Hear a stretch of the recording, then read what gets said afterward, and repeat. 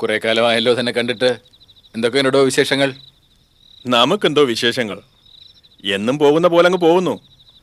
വിശേഷങ്ങളൊക്കെ ചേട്ടനും കുടുംബത്തിനുമല്ലേ. കല്യാണം കഴിഞ്ഞ ചില്ലറ പൊട്ടിത്തെറികൾ ഉണ്ടാകുന്നത് സാധാരണമാണ് എന്ന് കരുതി ഒരു വർഷത്തിനിടയ്ക്ക് ഇതുപോലൊരു പറ്റുന്നത് നമ്മുടെ സുമിത്ര മോൾക്ക് മാത്രമാണ്. അല്ല ചേട്ടാ, സുമിത്ര ഇപ്പൊ ചേട്ടന്റെ കൂടെയാണോ അതോ? എന്റെ കൂടെ തന്നെയാണ്. അതേതായാലും നന്നായി. അല്ലെങ്കിൽ തന്നെ 24 മണിക്കൂറും കുടിച്ച് ലക്കേട്ട് നടക്കുന്ന ഒരാളോടത്ത് ജീവിക്കാൻ ഏത് പെണ്ണിനാ കഴിയുക? അല്ലെങ്കിലും അവൻ ആള് ശരിയില്ല എന്ന് വിരുന്നിന് വന്നപ്പോഴേ എനിക്ക് തോന്നിയതാ. പക്ഷെ നമ്മൾ അതിനെ കുറിച്ച് പറഞ്ഞപ്പോ ആരും അംഗീകരിച്ചില്ലല്ലോ. അങ്ങനെ ഞാൻ ശത്രുവായി. വിദ്യാഭ്യാസപരമായിട്ട് സ്വല്പം താഴെ നിൽക്കുന്ന ആളാണല്ലോ ഞാൻ. ആർക്കും എന്തും പറയാൻ പറ്റുന്ന അവസ്ഥയാണ് എൻ്റേത്. അതുകൊണ്ട് താൻ എന്ത് പറഞ്ഞാലും എനിക്കത് കേട്ട് നിൽക്കുക നിവൃത്തിയുള്ളൂ. ഒരു കണക്കിന് ചേട്ടന്റെ ഈ അവസ്ഥയ്ക്ക് കാരണം ചേട്ടൻ തന്നെയാണ്. മക്കളെ അന്ധമായി സ്നേഹിക്കായിരുന്നില്ലേ? അവരെ പറ്റി ആരെങ്കിലും എന്തെങ്കിലും പറയുന്നവരായിരുന്നല്ലോ കുറ്റക്കാര്. പിന്നെ ഇങ്ങനെയൊക്കെ സംഭവിക്കാൻ മറ്റൊരു കാരണം കൂടിയുണ്ട്. നന്ദികേട്. സഹായിച്ച എന്നെ ഒടുവിൽ തിരിഞ്ഞു കുത്തിയില്ലേ? അങ്ങനെയുള്ളവർക്കൊക്കെ ഇത് തന്നെ ചേട്ടാ അനുഭവം. ശവത്തെ കുത്തി തീർന്നില്ലേ പിള്ളേ? എന്നാ ഞാനങ്ങോട്ട് വയ്ക്കോട്ടെ? വേണ്ട, കാറിലോട്ട് കയറിക്കോ, ഞാൻ കൊണ്ടുവിടാം. വേണ്ട, മറ്റൊന്നും കൊണ്ടല്ല, എനിക്ക് നടന്ന ശീലം അതാ ഇഷ്ടവും. ശരി, എന്നാ പിന്നെ ഞാൻ നിർബന്ധിക്കുന്നില്ല. എന്റെ കാര്യന്റെ പേരില് നാളെ മഹാകവി എന്നുള്ള പേര് ചേട്ടന് നഷ്ടപ്പെട്ടാലോ? ശരി ചേട്ടാ.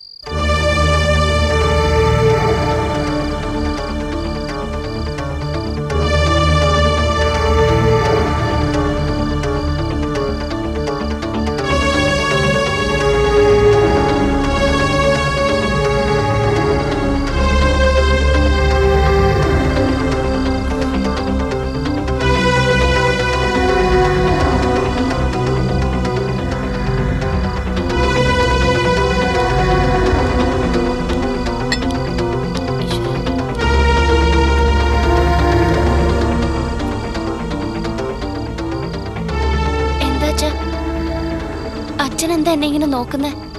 ഒന്നുമില്ല.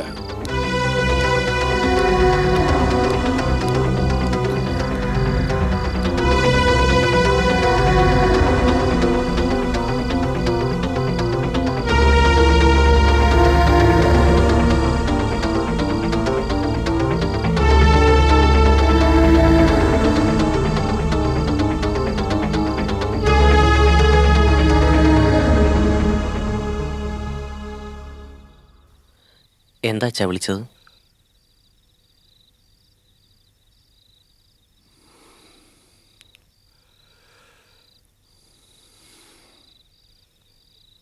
എങ്ങനെ ഈ വിഷയം തുടങ്ങണമെന്ന് അച്ഛനറിയില്ല. ഒരച്ഛന് മകനോട് സംസാരിക്കാൻ ബുദ്ധിമുട്ടുള്ള വിഷയമാണ്. പക്ഷേ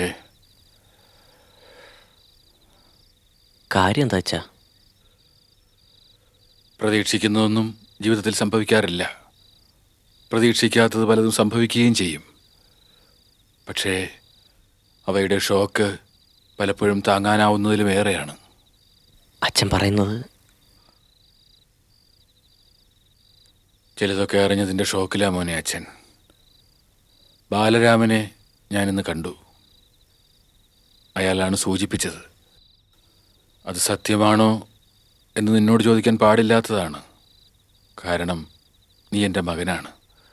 അറിയേണ്ടത് നിന്റെ ചേച്ചിയെ പറ്റിയും യമുനെ പറ്റി.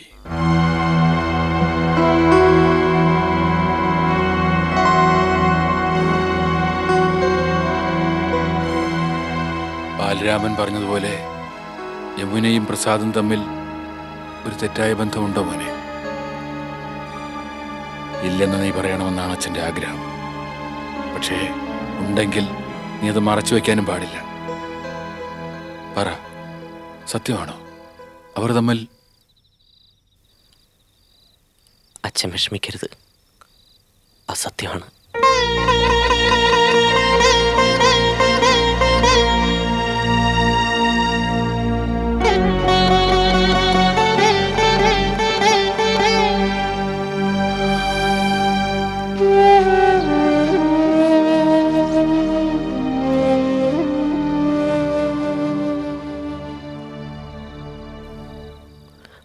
പറയണോ വേണ്ടയോന്നറിയാതെ വല്ലാത്ത ടെൻഷനിലായിരുന്നു ഞാൻ. പ്രസാദേട്ടൻ്റെ ഇങ്ങനൊരു ബന്ധത്തെപ്പറ്റി അന്ന് ഓഫീസ് സ്റ്റാഫ് അച്ഛനോട് പറയുമ്പോൾ സത്യത്തിൽ ആ പെൺകുട്ടി ആരാണെന്ന് എനിക്കറിയാമായിരുന്നു.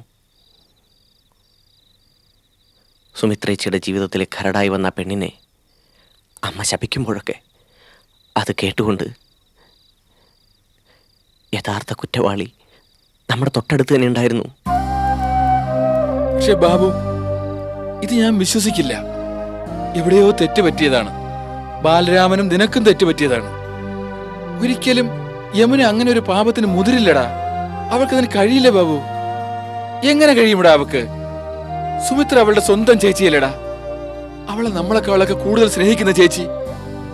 ആ ചേച്ചിയോട് അങ്ങനെ ഒരു ചതി ചെയ്യുമോ അവള്? അച്ഛാ, ഈ ചോദ്യങ്ങളൊക്കെ ഞാനും സ്വയം ചോദിച്ചിരുന്നു ഒരുപാട് തവണ. കേട്ടതൊന്നും വിശ്വസിക്കില്ലെന്ന് വാശി പിടിച്ച് നടന്നിരുന്നു. പക്ഷേ സത്യങ്ങൾ കൺമുമ്പിൽ വന്നു നിന്നാൽ എങ്ങനെ കാണാതിരിക്കും? വെറും ഫ്രണ്ട്ഷിപ്പായി തുടങ്ങിയ ബന്ധമാണ് ഒടുവിൽ ഈ സ്ഥിതിയിലെത്തിയത്. സുമിത്രേച്ചിയോട് പ്രസാദേട്ടന് അകൽച്ച തോന്നാൻ കാരണം ഈ ബന്ധമാണ്. അച്ഛനറിയോ, സുമിത്രേച്ചിയോട് പിണങ്ങി ഒരു ഹോട്ടലിൽ കുറച്ച് ദിവസം അജ്ഞാതവാസം നടത്തിയില്ലേ പ്രസാദേട്ടൻ? ആ ഹോട്ടലിൽ യമുനേച്ചി പ്രസാദേട്ടനെ ചെന്ന് കണ്ടിരുന്നു.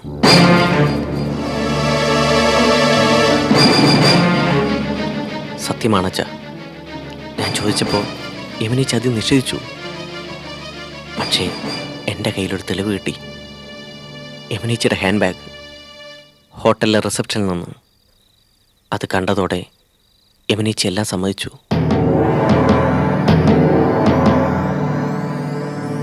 പ്രസാദേട്ടൻ ഇടയ്ക്കിടയ്ക്ക് കോളേജിൽ വരുന്നത് ദേവൻ സാറിനെ കാണാനാണെന്നല്ലേ എല്ലാവരുടെയും ധാരണ? അല്ല, പ്രസാദേട്ടന് കാണേണ്ടയാൾ വേറെയാൾ. നമ്മളറിയാതെ അവർ രണ്ടുപേരും പലയിടത്ത് വെച്ച് കണ്ടുമുട്ടുന്നുണ്ട്. സുമിത്രേച്ചിക്കും ഇക്കാര്യം നന്നായി അറിയാം. പക്ഷേ എല്ലാവരുടെ അഭിമാനമോർത്ത് എല്ലാം സഹിക്കുക സുമിത്രേച്ചി.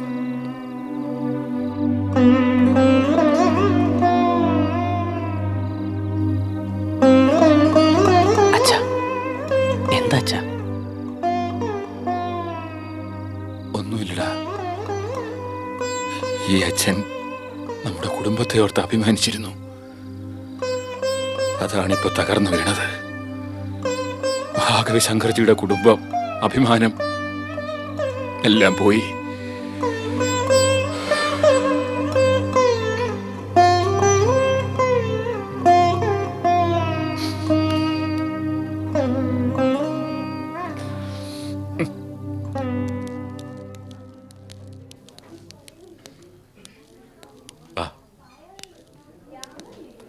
എന്താ സർ?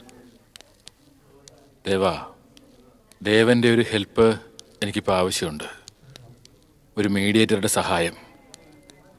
ആളോട് എനിക്ക് നേരിട്ട് ചോദിക്കാവുന്ന കാര്യമാണ്, പക്ഷേ ഒരു മടി. അതാ ഞാൻ ദേവന്റെ ഹെൽപ്പ്. അതിനെന്താ സർ, സാറിനെ ഹെൽപ്പ് ചെയ്യുന്നതിൽ എനിക്ക് സന്തോഷമേ ഉള്ളൂ. എന്താ കാര്യം? അത് കുറച്ച് ദിവസം മുമ്പ് നമ്മുടെ അരവിന്ദാക്ഷൻ ഒരു പ്രപ്പോസൽ കൊണ്ടുവന്നിരുന്നു യമുനയ്ക്ക് വേണ്ടി. അതെനിക്കറിയാം. പക്ഷേ യമുനയ്ക്ക് താല്പര്യമില്ലാത്തത് കൊണ്ട് ഞാനത് റിജക്റ്റ് ചെയ്തു. അങ്ങനെ ചെയ്യേണ്ടിയിരുന്നില്ല സർ. ആ ബന്ധം നമുക്ക് എന്തുകൊണ്ട് യോജിച്ചതായിരുന്നു. നല്ല പയ്യനായിരുന്നു. എനിക്കറിയാം. അപ്പോൾ പിന്നെ യമുനയുടെ വാക്ക് കേട്ട് അത് വേണ്ടെന്ന് വയ്ക്കണ്ടായിരുന്നു. ശരിയാ ദേവ. പക്ഷേ ആരുടെ മേലും എൻ്റെ ഇഷ്ടങ്ങൾ ഞാൻ അടിച്ചേൽപ്പിക്കാറില്ല, മക്കളുടെ കാര്യത്തിൽ വിശേഷിച്ചും. അതാണ് അങ്ങനെ സംഭവിച്ചത്. ഫോഴ്സ് ചെയ്ത് നടത്തേണ്ട ഒന്നല്ലല്ലോ വിവാഹം. അല്ലാതെ തന്നെ ഒരു വലിയ ദുഃഖത്തിൻ്റെ ഭാരമാണ് നെഞ്ചിൽ. ഒന്നുകൂടി വയ്യാഞ്ഞിട്ടാണ്. ഒരിക്കലൊരു ദുരന്തം ഉണ്ടായെന്ന് വെച്ച് എപ്പോഴും ഇത് ആവർത്തിക്കണമെന്നില്ലല്ലോ സർ. സ്വഭാവശുദ്ധിയുള്ള ഒരാളെ കിട്ടുക എന്ന് വെച്ചാൽ അതിന് വലിയൊരു ഭാഗ്യമുണ്ടോ? അരവിന്ദാക്ഷൻ സാറിൻ്റെ അനിയന് ആ കാര്യത്തിൽ 100-ൽ 100 മാർക്കാണെന്ന് എനിക്ക് ബോധ്യമുണ്ട്. അങ്ങനെ ഒരു പയ്യനെ വേണ്ടെന്ന് വെച്ചത് ബുദ്ധിമോശമായില്ലെന്ന് ഒരു സംശയം. സംശയിക്കണ്ട, ബുദ്ധിമോശം തന്നെയാണ്. അതൊന്ന് തിരുത്തണം. അതിനാണ് ദേവന്റെ സഹായം വേണ്ടത്. ഞാൻ ആ പ്രപ്പോസലുമായി മുമ്പോട്ട് പോകാൻ തീരുമാനിച്ചു ദേവ. സത്യമാണ് സർ. അതെ. നന്നായി സർ, വളരെ നന്നായി. പക്ഷേ അരവിന്ദാക്ഷന് ഉള്ളില് എന്നോട് ഇത്തിരി നീരസം ഉണ്ടെന്ന് തോന്നുന്നു. അതിന് അയാളെ കുറ്റം പറഞ്ഞിട്ട് കാര്യമില്ല, തെറ്റ് നമ്മുടെ ഭാഗത്താണല്ലോ. പക്ഷേ ഇക്കാര്യം റീഓപ്പൺ ചെയ്യാൻ എനിക്കൊരു മടി. അതുകൊണ്ട് ദേവൻ അരവിന്ദാക്ഷന്റെ മുമ്പിൽ ഇതൊന്ന് പ്രസന്റ് ചെയ്യണം. എനിക്കതിൽ സന്തോഷമേ ഉള്ളൂ സർ. മാത്രമല്ല ഒരിക്കൽ വേണ്ടെന്ന് പറഞ്ഞെങ്കിലും ഇപ്പം സാറ് സമ്മതിച്ചത് എന്തുകൊണ്ട് നന്നായി. അരവിന്ദാക്ഷൻ സാർ ഇതറിയുമ്പോൾ സന്തോഷിക്കുള്ളൂ, ഉറപ്പാ. ദേവൻ പറഞ്ഞതുപോലെ ആണിനായാലും പെണ്ണിനായാലും സമ്പത്തോ പ്രൗഢിയോ അല്ല, സ്വഭാവശുദ്ധിയാണ് പ്രധാനം. അങ്ങനെയുള്ളൊരു പയ്യൻ ആലോചനയുമായി ഇങ്ങോട്ട് വന്നത് ദൈവനിശ്ചയമായിരിക്കാം. ദൈവം തീരുമാനിച്ച് നടക്കട്ടെ. പിന്നെ യമുനയുടെ കാര്യമാണെങ്കിൽ എക്സാമൊക്കെ കഴിഞ്ഞു. അഥവാ ഇനി അവൾക്ക് തുടർന്ന് പഠിക്കണമെങ്കിലോ ഒരു ജോലിക്ക് ശ്രമിക്കണമെങ്കിലോ വിവാഹം ഒരു തടസ്സമല്ലല്ലോ. അതെ സർ, അത് എത്രയും വേഗം തന്നെ നമുക്ക് നടത്താം. പഠിത്തമൊക്കെ പുറകെ ആവാമല്ലോ. ഞാനിപ്പോൾ തന്നെ അരവിന്ദാക്ഷൻ സാറിനെ കണ്ട് സംസാരിക്കാം. മറുപടി അനുകൂലമായിരിക്കുന്നു സാർ ഉറപ്പിച്ചോളൂ. Thank U.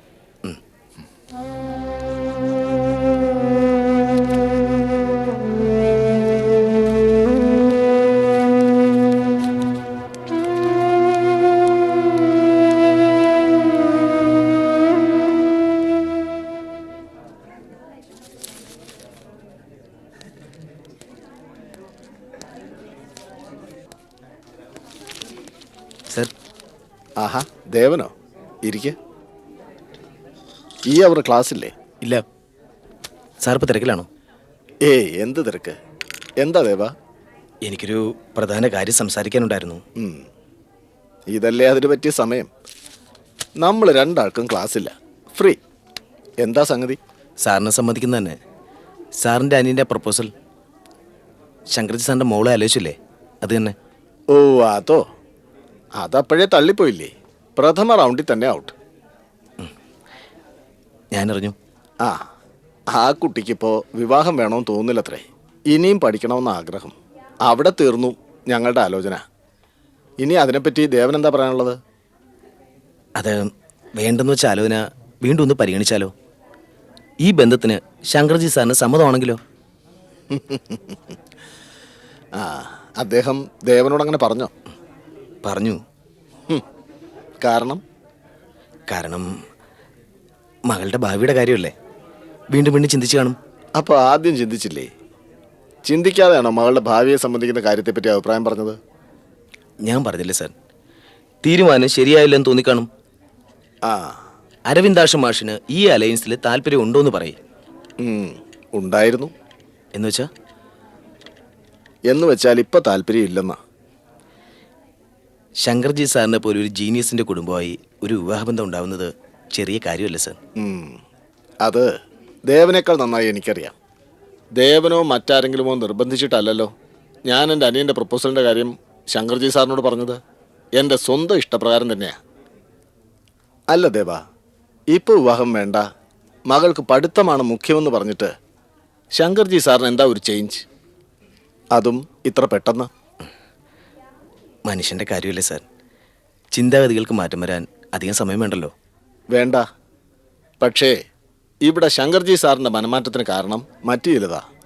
അല്ലെങ്കിലും മക്കൾ വഴിതെറ്റി പോകുന്നു എന്നറിയുമ്പോൾ ഏതൊരച്ഛനും ഇങ്ങനൊരു തീരുമാനമെടുക്കും, വിശേഷിച്ചും പെൺമക്കള്.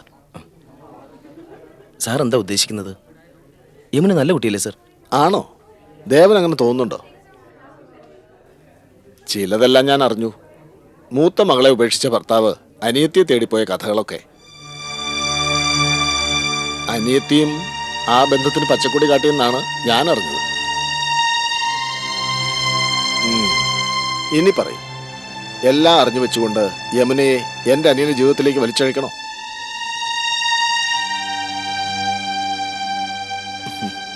ഇക്കാര്യത്തിൽ ദേവന്റെ സ്റ്റാൻഡ് എനിക്ക് മനസ്സിലാവും. ശങ്കർജി സാറ് ദേവൻ ഇഷ്ടപ്പെടുന്ന വ്യക്തി. ശങ്കർജി സാറിന്റെ മരുമകൻ ദേവന്റെ സുഹൃത്ത്.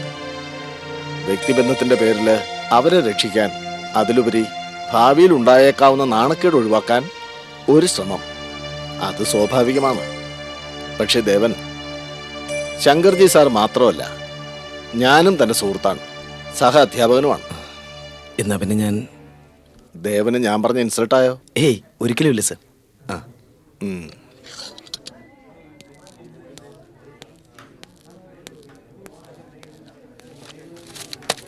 Good morning sir. കേരള കാളിദാസന്റെ കാവ്യാങ്കനയുടെ ആടയാഭരണങ്ങൾ എടുത്തു മാറ്റിയാൽ പിന്നെ അവശേഷിക്കുന്നത് പ്രാസം മാത്രമാണ് എന്നൊരു വിമർശനം നിലവിലുണ്ട്. അതൊരു ആഴത്തിൽ കടന്നു എന്നുള്ള വിശകലനമാണ് എന്ന് എനിക്ക് അഭിപ്രായമില്ല. ഒരു മിനിറ്റ്.